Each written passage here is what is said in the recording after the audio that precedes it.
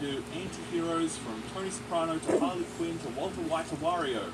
There would have been a path forward for each of these characters to make them cool and badass and really make you feel like you're hanging out with a group of dangerous, ruthless, winner-takes-all criminal entrepreneurs.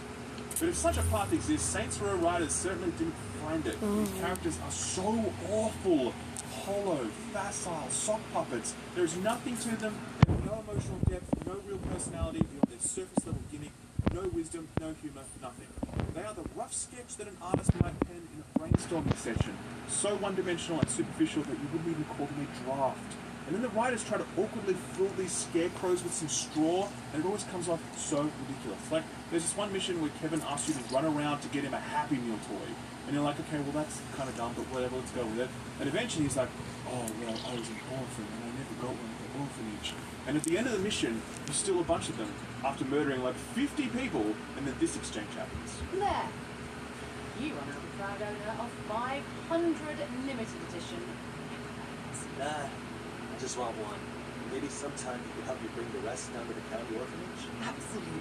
Now listen, I have feelings, I'm not made of stone, but my dude, you are a mass murderer. By this point, Kevin has already killed thousands of people. Think none of them had kids? You know how many orphans you put in that fucking orphanage? There's other examples like this where the game is so desperate to show the sensitive side of these characters as a means of giving them some backstory, some depth, but it comes off as the most ridiculous, supercharged literal narrative dissonance ever, like Uncharted, if it sucked. And that's the thing, right? You still loved Nate and felt his feels even though he was a mass murderer as well, because the character and the narrative has been properly built to reconcile all of these narrative tensions or to help you conveniently forget them. But here, these characters oscillate so wildly, so regularly between concerned, moralizing, emotionally needy influences to cold-blooded, sociopathic mass murderers that it's impossible to take either side of that equation seriously. This is one scene where a lawyer delivers you some court papers. Oh my God, it's right. Of course I'm right. I wrote the fine print myself.